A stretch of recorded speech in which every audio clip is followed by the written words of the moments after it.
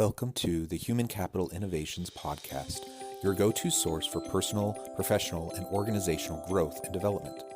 We hope you tune in often for all things people management, organizational development and change, organizational leadership, and social impact related. Maximize your personal and organizational potential with Human Capital Innovations Podcast.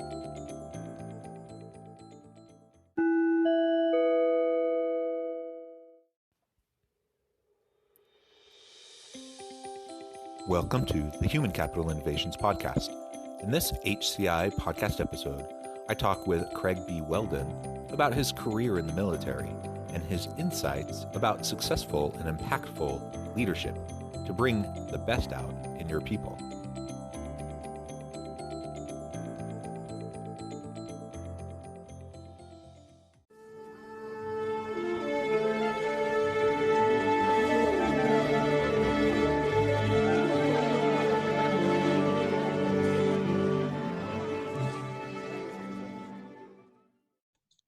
Craig Whelden, welcome to the Human Capital Innovations Podcast.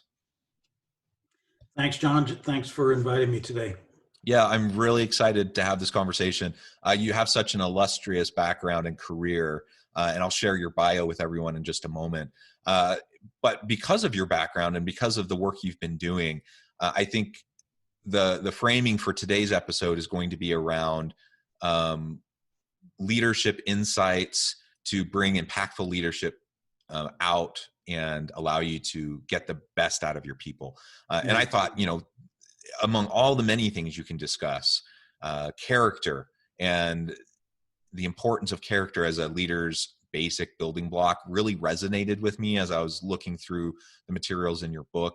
And we can elaborate on that a bit, I think. Sure. As we get started, I just wanted to share Craig's bio with everyone.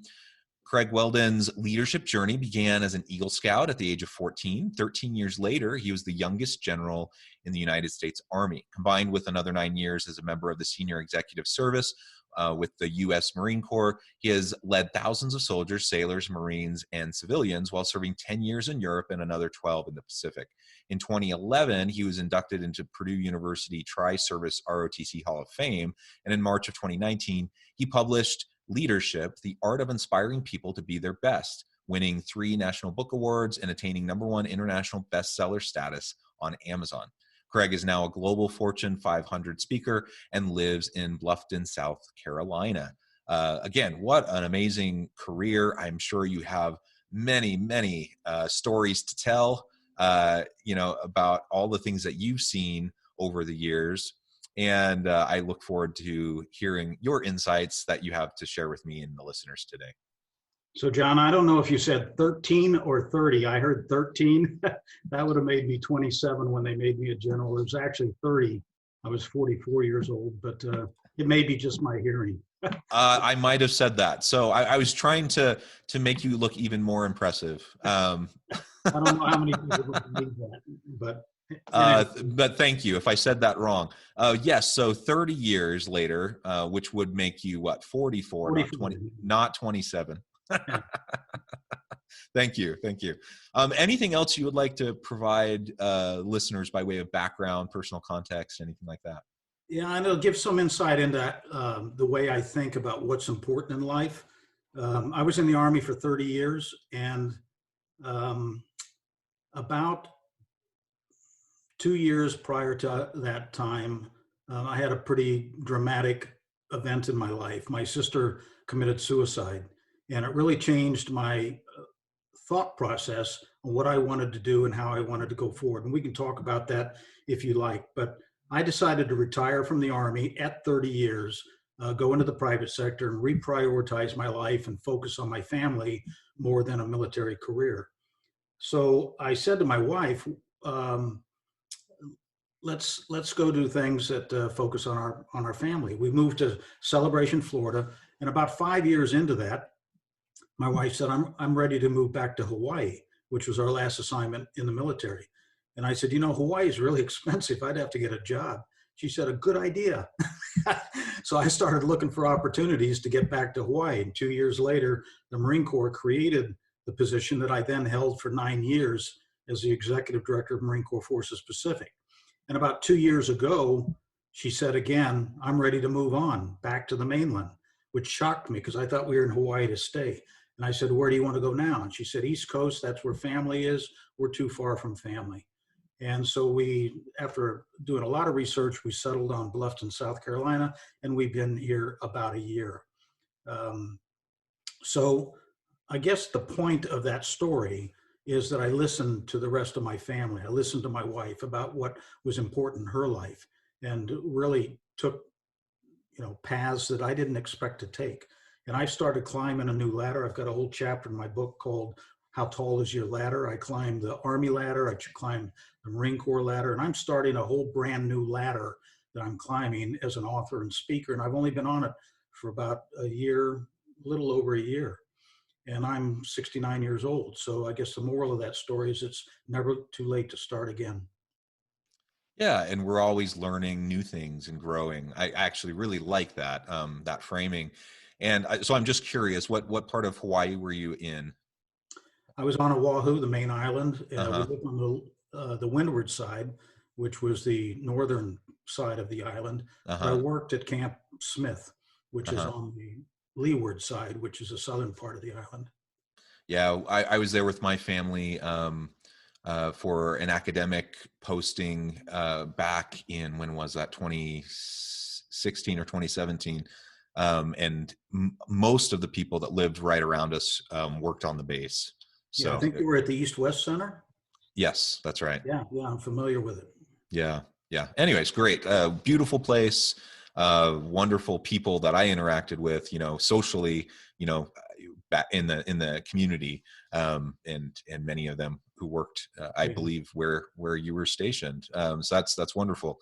Okay. Well, I appreciate that framing and a little bit more personal background that you were just sharing, because I do think that really does inform kind of your overall approach uh, as you make these shifts in your career at different points. Like you said, the ladder, the career ladder, you're climbing, and then you decide to pivot. And sometimes I think about, like, is my ladder even leaning against the right wall, right? Or is it Exactly time right. to reposition my ladder? And I don't know if that's kind of the way your metaphor works in your book, but I think a lot about that. Is this ladder positioned in a place that will actually get me to where I want to go, or am I just climbing a ladder because it's where I'm at and it just seems like what the next step is, that I go up the next rung? And it sounds like you've been self-aware enough to recognize that when the time is right, sometimes you make a pivot. You're very wise to listen to your wife and her needs and the needs of your family. So I think those are good life lessons, I think, for all leaders trying to navigate the complexities of life. Yeah, so if you don't mind, let me tell that story about the ladder. I was a Please. student at Fort Leavenworth, Kansas in the mid 80s. I was a young major, and the chief of staff of the Army came out to speak to the class. And there were about 800 of us sitting in what we called the big blue bedroom, because all the seats were blue and sometimes people fell asleep. But at the end of his presentation, he took questions, and a major raised his hand. He said, "Hey, sir, can you define success in today's Army? Is it 20-year career so that I can retire? Is it lieutenant colonel? Is it battalion command? How do you define success? What should we be striving for?" And the chief of staff of the Army thought a moment. He said, most of you probably think that I've been very, very successful. And we all thought, duh. And he said, I'm a 4-star general. I'm the chief of staff of the Army. I'm the senior guy in the Army. But I can assure you there's about 10 or 11 other 4-star generals. And there are a couple of them that if they were in my shoes, in my position, and they retired in this position, they would be disappointed. And we all thought, how in the world can that be? And he said, because a career in the military, a career in the corporate world, life, quite frankly, is like climbing a ladder. When you start off at the bottom and you reach out and you grab that first rung, it's not that difficult. And for all of you sitting in the audience, that was when you got commissioned as a second lieutenant in the United States Army. And the next rung above that's not too hard to get either. Your feet are still on the ground, it's right there, and so on and so forth. But the higher you climb, the more difficult it is because the rungs get further apart. The air gets thinner because you've been climbing. You're tired because you've been climbing. And at some point, you're going to get to the last rung on your ladder. And most of you are not going to get to the top of the ladder. In fact, very, very few of you are going to get to the top of the ladder. The top rung on the military ladder is the chairman of the Joint Chiefs of Staff. I'm the Chief of Staff of the Army. I'm going to retire as the Chief of Staff of the Army, and I'm going to be perfectly content and happy. But I can assure you there are a couple of my contemporaries out there that if they got to that rung that I'm on right now, and they looked up and saw the next rung and they weren't able to get to it, they would be disappointed, and they might even be bitter, and they would carry that with them for years. How close it was. So my message to you today is figure out what's an attainable, achievable rung on your ladder. Strive to get there, but be satisfied when you get there. And I thought at the time, that's pretty good advice. I want to be a battalion commander. And I think I will have had a very successful career if I had become a battalion commander. Now, for your listeners, that's a lieutenant colonel who has had anywhere from 15 to 20 years in the service and commands anywhere from 500 to 1,000 soldiers. You are essentially the CEO of that organization. And I got to that level a few years later. And I told myself when I got there, anything after this is gravy. And it was. So every promotion I got, every command assignment I got after that, I said, this is icing on the cake. I got to where I strove to achieve the rung on my ladder. I ran into a number of colonels, both in the Army and in the Marine Corps, who were high achievers, very, very talented, but didn't become generals. And some of them left bitter and disappointed, and they carried that with them for years. I have a good friend who talked about it for years afterwards, how close he was. And I said to him, you need to put this behind you. You need to look forward. Find yourself another ladder to climb. Don't worry about that one. You were very, very successful attaining the rank of full colonel, commanding as a full colonel. The fact that you didn't make general officer is unfortunate, but sometimes that's the way the ball bounces. Get on another ladder. And as I said a little earlier in our talk, that's what I've done now. I've gotten on another ladder called author and speaker. And I'm starting at the bottom, starting to climb that ladder myself. And it's all about the journey. So after I wrote that chapter, it struck me that some people will say, Whelden, you are asking people to accept a level of mediocrity and not to be striving to be the best they possibly can. So I added another chapter called the 1% Advantage, and I'll leave it to your readers to read it. But the moral of that story is if you strive to get too high on that ladder, be aware of the risks that are associated with that to your personal life, perhaps to your physical life, and certainly to your professional life, because very, very few people get to that level. Athletes who become gold medalists at the Olympics, even if they attain that, sometimes they drop off a cliff afterwards. Entertainers, I give you half a dozen examples of people strive to reach the very top of their ladder, and we got there, they crashed. So kind of like climbing Mount Everest. When you get to the top of the mountain, you say, wow, I got here. Well, guess what? The hardest part is getting down, and that's where most people die. Yeah. Oh, that is an incredible perspective. And I love the story of the ladder. Wise words. And it is difficult though, because we are part of a society that, the way we tend to frame and value, what we call success, it is a little bit, what you just said is quite counterintuitive to that, right? Yeah. You think you have to continue to move up, you have to continue to make more, you have to continue, keep up with the Joneses, and just make sure that you're always displaying, this growth and progress. Yeah. And the idea that, hey, maybe I can just learn to be content with the opportunities that I have, make the most of them, and be the best I can for the people around me within that context, that is success. And I think that's really, really important.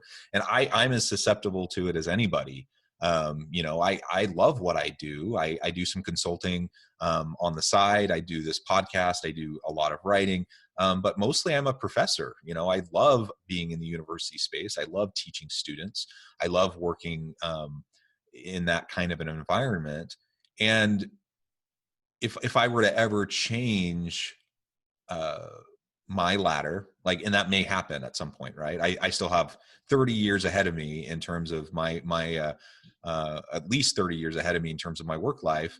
And if I ever decide to change that ladder, it will dramatically shift the nature of kind of my day-to-day life, the quality of life, the autonomy that I enjoy, the flexibility I enjoy with my family. And so that always has to go into it. That has to go into my decisions. Because within academia, you kind of, you progress. I mean, there is progression in terms of levels of being a professor. I'm already at like that top level. And so unless I want to go into administration at a university, then I'm kind of where I'm going to be at for the next 30 years. Yeah. Am I okay with that? Or am I going to get antsy and feel like I'm not successful because I'm not continuing to progress? And it's just a different way of framing success, the opportunity to impact people. And one of the things that I know, well, it's the tagline to your book, is the ability to bring out the best in people, right? What role does that play in us feeling like we're personal success in our leadership, and that we are really making an impact in the world around us? We need to be honest with ourselves about that. How big of a role does that play in our own, self-efficacy, self-esteem, and how we view our role in our community?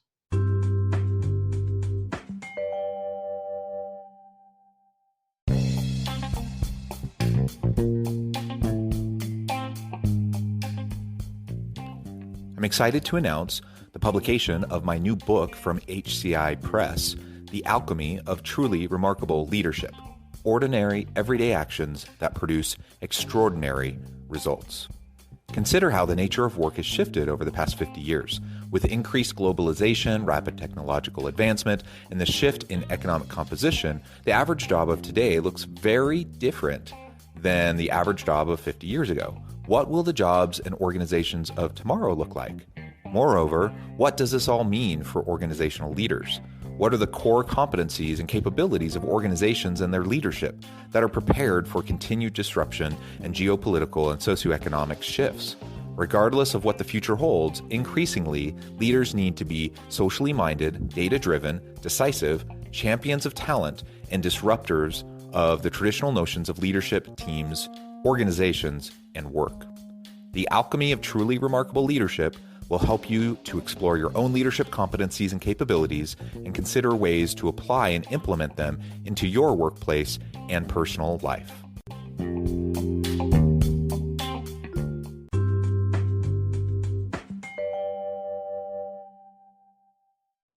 Yeah, so let me tell a story. I worked for a three-star general once who was an absolute consummate gentleman. Never raised his voice in anger, never yelled at anybody, was very, very bright, was very, very capable, very organized. He was an introvert, but he was in the Myers-Briggs world. He was an ISTJ. So he was very organized, sharpened his pencils every day, lined them up, made a list for what he was going to do the next day, ticked it off as he went down every day through the work day. And a colonel came up to me one time. I was his deputy when I was a two-star. And he said, General so-and-so is the toughest guy I have ever worked for. And I thought at the time, how in the world could that be? And I asked him, I said, what are you talking about? And he said, because I never wanted to disappoint him. And boy, that just spoke volumes for the type of leader that three-star general was. Because this colonel, and I understood this because I felt the same way he did, the last thing in the world we wanted to do was come in and disappoint the boss. That would have been crushing. If he just turned to us and said, I'm really disappointed in you, it would have just destroyed us. So it speaks to the kind of leader that he was, the kind of inspirational leader that he was, because of the way he treated people, the way he encouraged people, the way he gave credit to people, Yeah. direction that he gave us all, which was headed in the right way, and then allowed us to do what we needed to do to get him there, to get the organization. And when we arrived there successfully, he would turn to others more senior to him and say, the credit goes all to them, not to Yeah. me. If we screwed it up along the way, it's my fault. Yeah. Those are the kind of attributes I think and the kinds of character that great leaders have. And he was filled with it. That's awesome. And as you were sharing that, I'm thinking, well, there's kind of two different ways, two different styles that might have that kind of a reaction from an employee or a team member, right? One is what you just described. The other, though, is more of a tyrant, fear-based approach, right? Yeah. Because nobody wants to disappoint a boss when they know they're going to scream at them, when they know they're going to embarrass them in front of the team, and all those sorts of things. But clearly that wasn't his style. His style was an empowering style. You didn't want to disappoint him because you were so loyal and committed and you valued his opinion so much, not because of fear. And I think that's a huge distinction. And it's a good lesson to all of us as leaders, that kind of fear-based, compliance-based leadership, it can get results. You can get people to do what you want them to do. But it's usually more of a short-term kind of an approach, and it's not sustainable over time. And so if you're trying to get long-term commitment from people, long-term loyalty from people, you have to do everything that you just said. It sounds like this general possess those characteristics. Yeah, raising that second point actually brought to the fore another story. When I was a battalion commander, I had 1,000 soldiers, and the hierarchical organization of the military is that I had 5 company commanders. They were captains. They had about anywhere from 6 to 8 years service, and they had each 100 to 150 soldiers in them. If you are the type of leader who is soft-spoken, who is like the 3-star general that I just told the story about, you have to be careful to make sure they don't underestimate how important they view the mission. And I had a captain, I think, that viewed me that way when I was a battalion commander. And I remember an incident one time when we were standing in the headquarters, and it was clear to me that he didn't understand how serious I was about a particular task that we were set out to achieve. So I turned to him and I said, you don't want me to get ugly. You really don't. And if I do, it's really for the wrong reasons. But I could get that way if I did. And then I gave him about a 20-second demonstration of what ugly looks like in a leader. And then I came back and I said, you don't want that. And neither do I. So let's not go there. Let's move in the direction that I said we need to go. And I think the light bulb came on, that he saw in a short period of time, in about a 1 to 2 minute conversation, standing in the hallway, he saw Jekyll and Hyde. And he said, I don't remember which is which, the Jekyll and Hyde is the good, the bad, and so forth. But he really didn't want to go on my bad side. And I don't really have a bad side. But I told him, if that's the way people need to be motivated, certainly that's a way I can get. But you don't want that, and neither do I. Yeah, yeah. Well, and I think what comes out of this discussion and the last couple of stories you shared really comes back to your chapter on character, and you were even alluding to that in this general's demeanor. What is that kind of what we talk about in terms of character? What exactly is that? Why is it important in a leader? Is it really vital for me to be able to lead people well, or can I skimp and cut corners, and what does that end up doing if I'm trying to lead effectively? Yeah. So when I drafted my manuscript, my book, and it was a manuscript, I hired an editor in California, and I sent him the manuscript and asked him to take a look at it and tell me what he thought. And one of the things he came back to me with was, what is the most important aspect of great leaders? And I said, strong character. And he said, well, then that ought to be chapter 1 in your book, to make that point, that character is absolutely the most important thing. So that's why character, the foundation of all it's the foundation of all great leaders, is in fact the first chapter of my book.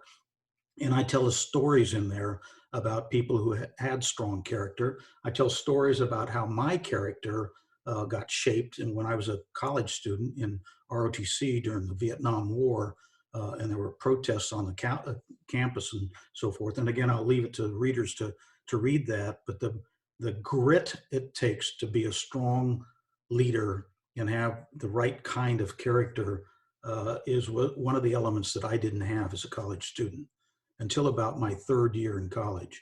And then a light bulb came on.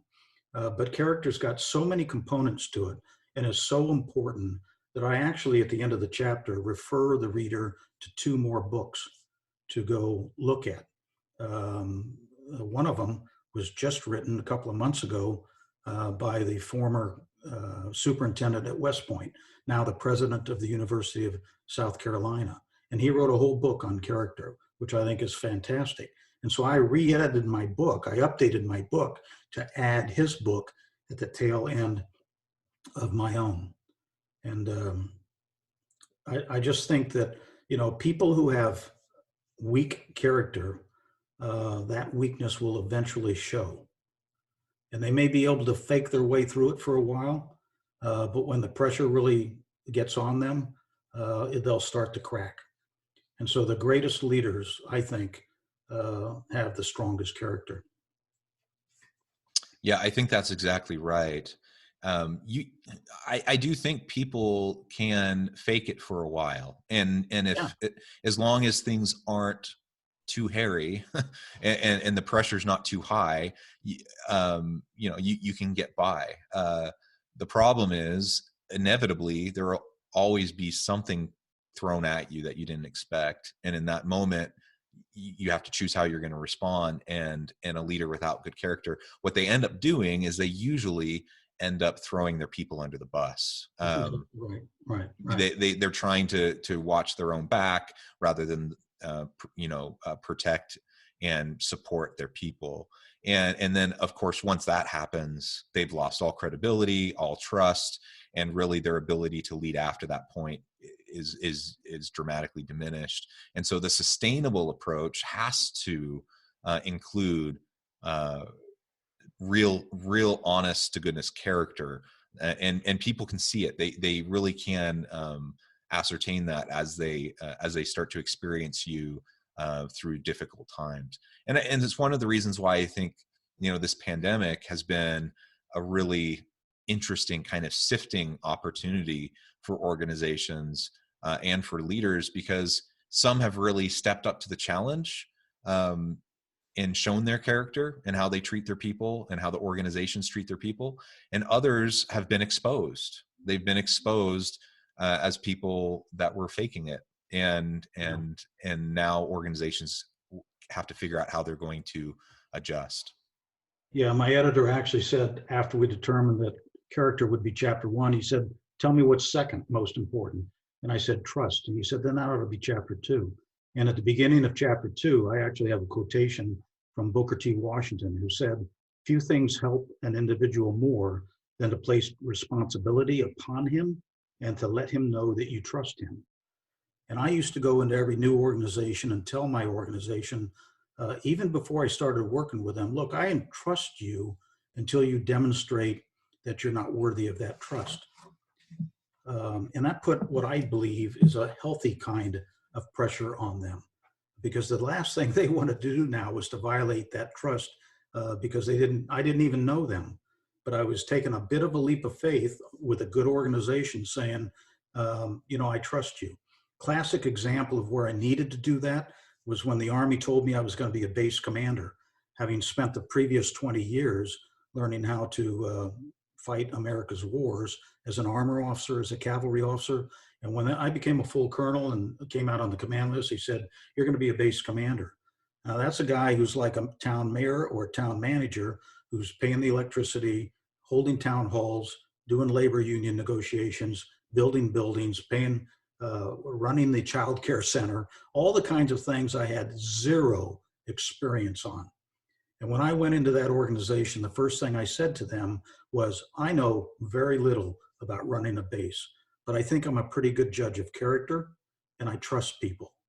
And I trust your organization because I've seen what you've done in the past. I've actually lived on this base for the previous 18 months. I've been a customer. So I understand that you do things very, very well. And I want to be here as your new commander to help you in any way I possibly can. But I don't want to get in the way. So tell me where I need to be. Tell me where the problems are. Tell me what additional help you need. and I'll let you do your job. And I had a wonderful experience. By the way, I didn't want to go into that job because I was at a fork in the road where I thought I was about to go right and circumstances took me left. And at the time I thought, why is this happening to me? Why is the Army telling me I'm going to be a base commander when I've spent 20 years learning how to fight America's wars? And I'll tell you, for your listeners, that turn at that fork in the road was the best thing that ever happened to me. I couldn't see it at the time because I didn't know what the future held. But all the things that I achieved after that, both professionally and personally, and growing as a person, as an Army officer, I never would have gotten the job with the Marine Corps had I not taken that road less traveled back in the early 90s as a base commander. So as I sit and rewind history and go back and say, how did I get to where I am today? Part of the reason is because of that uh, turn I took way back when. And again, I didn't see it then. So I guess the message for your listeners is you will find yourself at a fork in the road and circumstances will take you in a direction that you didn't expect and perhaps you don't even want at the time. And my experience has been oftentimes it works out just fine. Yeah. And in fact, sometimes it just works out far better than you ever could have hoped Yeah, had things gone the way you planned. that's right. Well, Craig, it has been a real pleasure talking with you. The time has flown and we're about out of time, but I did want to give you a chance before we close today to share with listeners how they can get connected with you, find out more about your speaking and your book, and anything else you'd like to share as we wrap up. Yeah, so I have a website, craigwhelden.com, spelled D-E-N, not D-O-N, W-H-E-L-D-E-N. I'm easy to find. If you Google me, my website will pop right up. And on my website, you'll get a window into my soul. Everything you need to know about me, except for my DNA, is on my website. There's a demo reel there.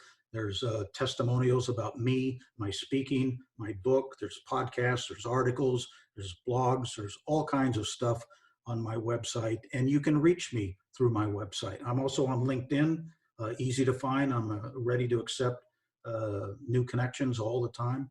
And I'm anxious to go out and speak to corporate America, to the nonprofit world, and to organizations that are worthy. I just got an invitation yesterday to speak to my local police department here in Bluffton, South Carolina, about leadership. And that's an audience that I am more than happy to give my time to.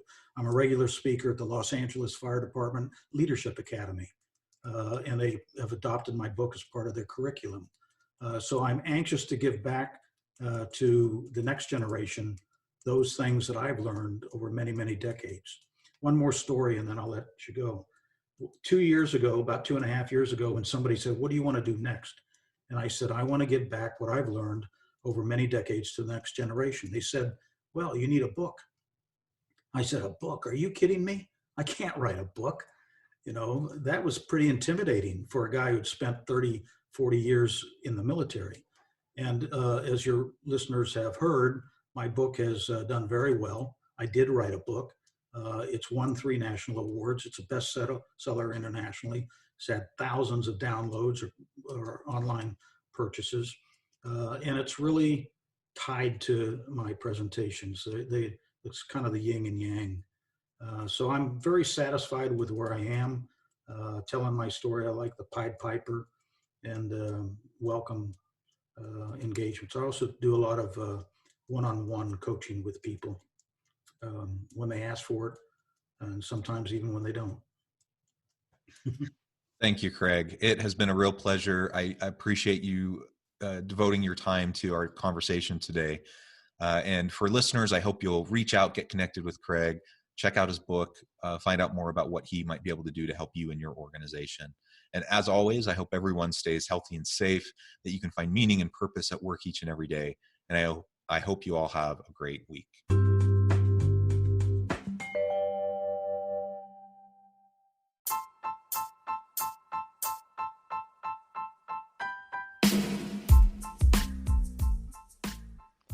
We are excited about the launch of HCI's new magazine, Human Capital Leadership.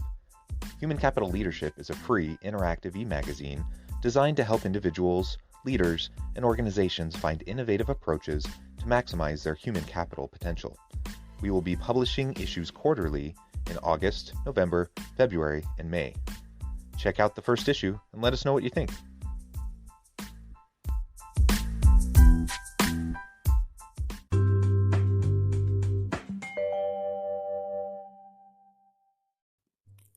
Thanks again for joining us for this episode of the Human Capital Innovations Podcast. I hope you stay healthy and safe and that you have a great week.